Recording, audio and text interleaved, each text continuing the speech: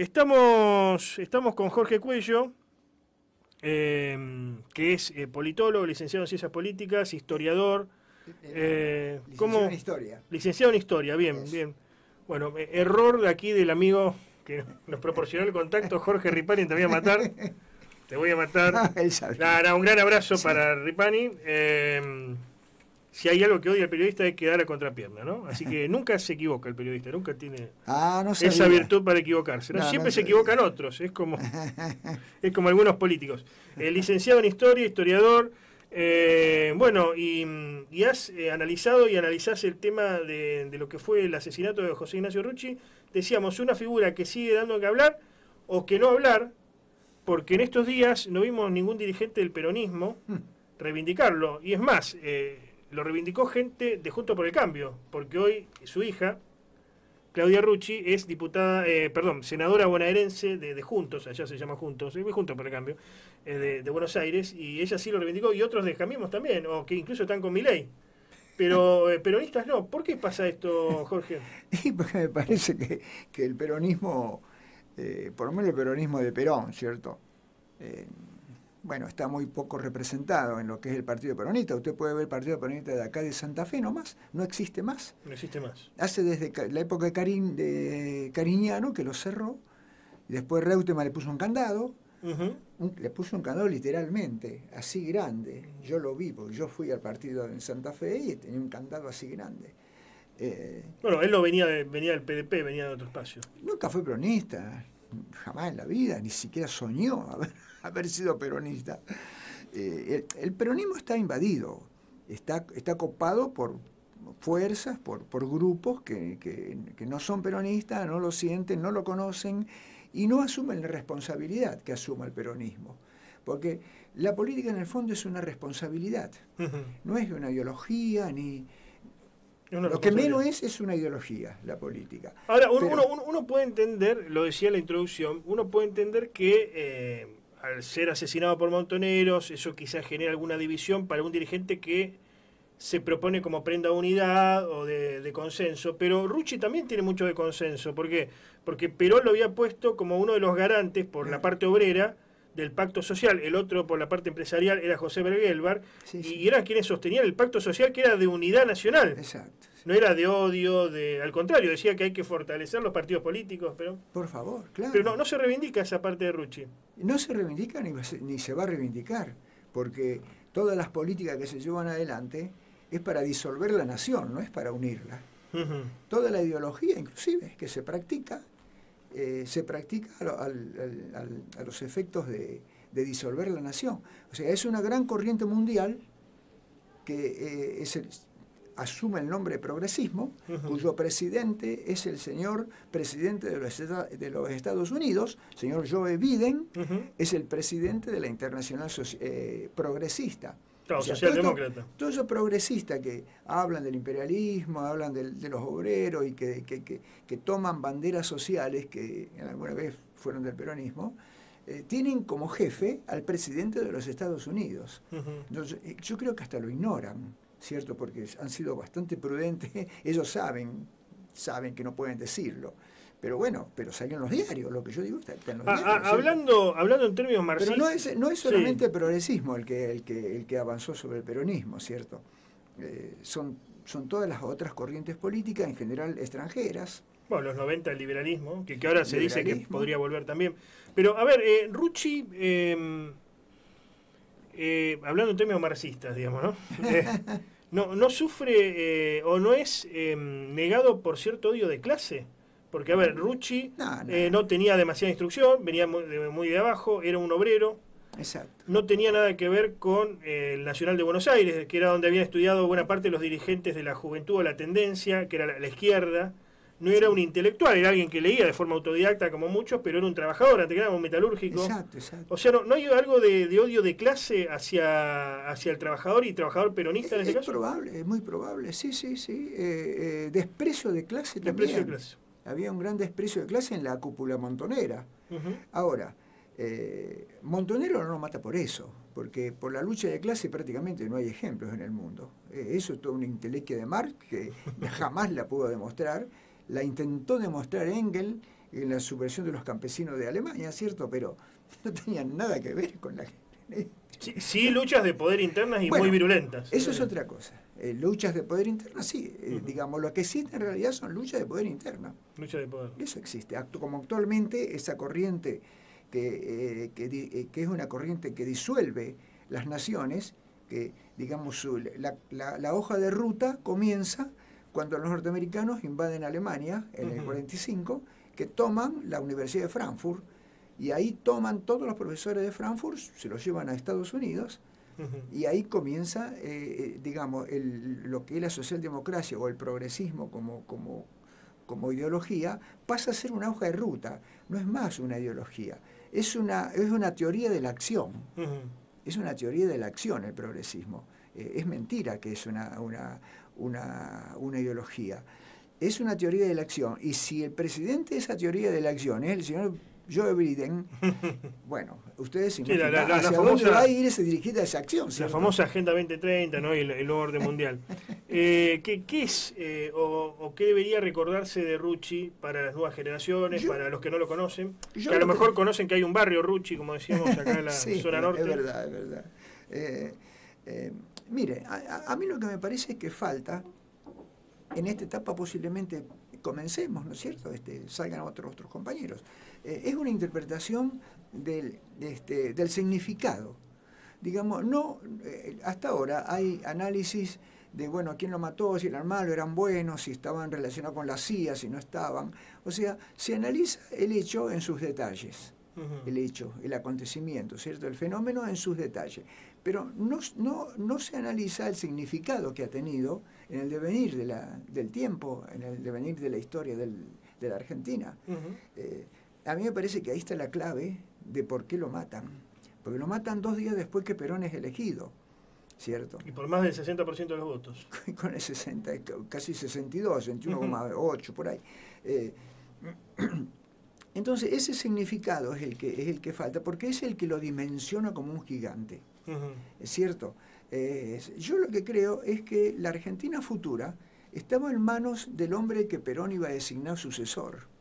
Porque Perón sabía que se moría. Sí, claro. Sí. ¿Cierto? Lo sabía perfectamente. Inclusive hay algunas anécdotas que cuenta, que hay que ver si es verdad también, pero bueno, lo cuenta Benito Jambí, por ejemplo, que cuenta que Perón sabía que se iba a morir y que le preocupaba que iba a quedar Isabel.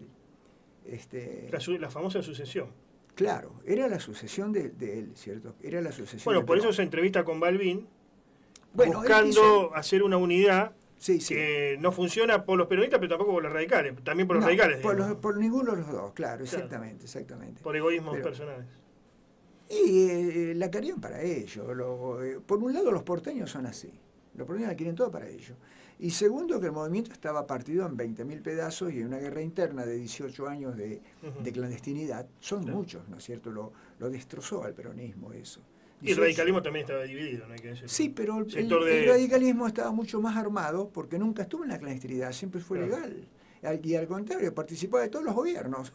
Sí. Participó de Frondizi hasta Lanús en todos. Claro. ¿Cierto? Le ponía a los ministros, los intendentes, los jefes de comunas, los diputados. ¿No queda Rucci también un poco en el medio de, ¿cómo podemos decir?, de la necesidad de los sindicatos de reivindicarse como tales? Porque, a ver, para hacer el pacto social era planchar los salarios en un momento donde estamos por empezar a tener la crisis del petróleo. Sí, después viene la crisis del petróleo. Exactamente, que esto va a repercutir duramente en la economía. Sí. Después va a venir el Rodrigazo más adelante. O sea, una situación compleja donde cae el welfare state, dirían los analistas, o el estado de bienestar.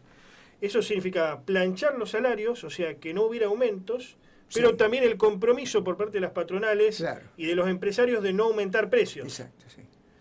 Cosa que no va a funcionar ni al mismo Perón, porque después se va a empezar a generar un mercado negro, que es para otro análisis, pero queda un poco en el blanco de los dardos de varios lugares, porque, a ver, los sindicatos no podían hacer paro y no podían ir a las reivindicaciones porque Rucci era parte del pacto, pero por otra parte tenían las bases que venían presionando más de izquierda o incluso... Mire, las bases no presionaban tanto, porque primero que no se vivía mal en esa época.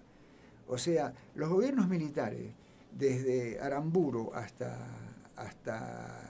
Lanuse, digamos, perjudican mucho al país, algunos, otros no tanto, pero lo perjudican.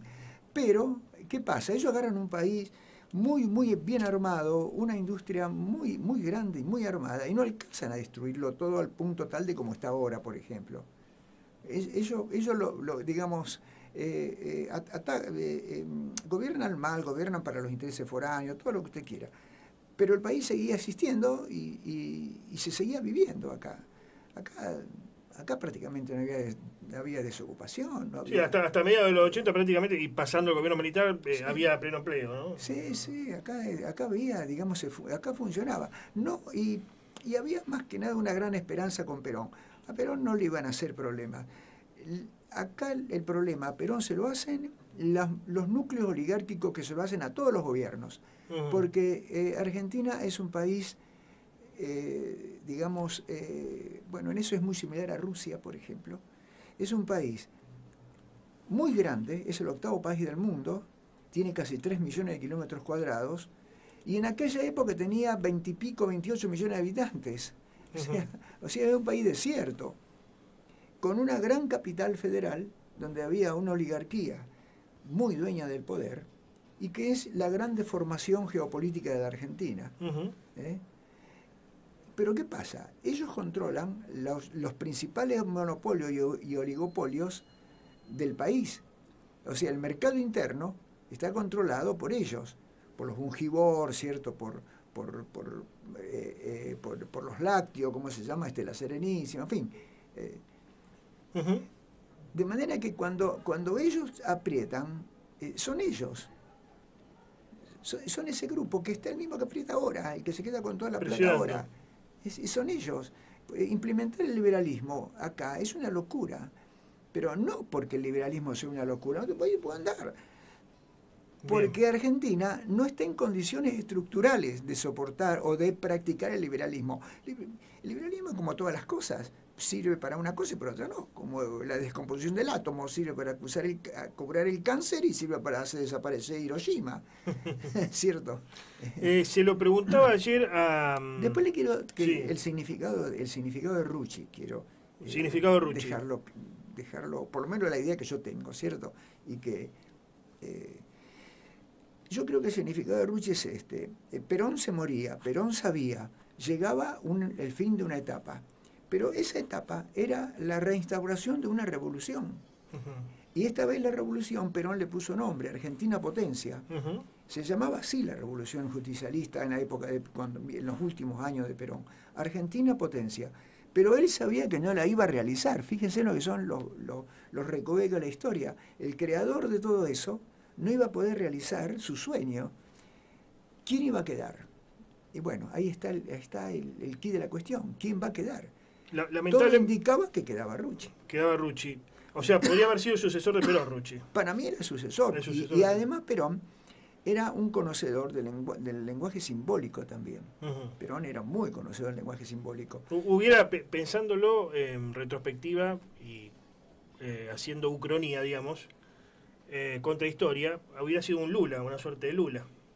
Claro, una especie de Lula. Antes de que existiera Lula, digamos. Antes que existiera. Pero nada más con la diferencia que Lula es socialdemócrata y Rucci era peronista. Claro. Y hay una diferencia allí. Una diferencia. No es mucho, pero hay una diferencia. Lamentablemente nos queda poco tiempo, bueno, pero le voy a hacer te tuteo acá. Bueno. Esto es Argentina. Tuteamos. Y Rosario. Te voy a hacer la pregunta que le hacía ayer a Aldo Dudevich, historiador. ¿Hacia dónde va el peronismo hoy? ¿Cómo? ¿Hacia dónde va el peronismo? Quo vadis peronismo? Algunos dicen que hay una vuelta a los 90, otros que no. No. ¿Vos decís con Massa? Claro, sí, va. ¿No? Vamos a una apertura más de los mercados, eso lo dicen todos los economistas. Mirá, pero ¿dónde va el peronismo? Mira. Cristina ya prácticamente autocorrida del poder. Sí. Alberto Fernández ni corta ni pincha. No, ni corta ni pincha. Massa, alguien que venía de la UCD, hoy por hoy ministro de Economía y principal candidato. No importa. Mire, mirás, ¿cómo es tu nombre? Antonio. Mira, Antonio. Yo creo que Massa tiene una oportunidad histórica y creo que se dio cuenta. Massa puede ser un nuevo Perón. No como el general Perón, un gran estratega, un gran ideólogo, como fue el general Perón, sino un nuevo Perón, porque administrar el Estado y la sociedad para la nación, para adentro. O sea, hacer de Argentina un poder político, militar, económico y de bienestar social. Pero Massa está en esa coyuntura. Massa lo puede hacer como no lo puede hacer.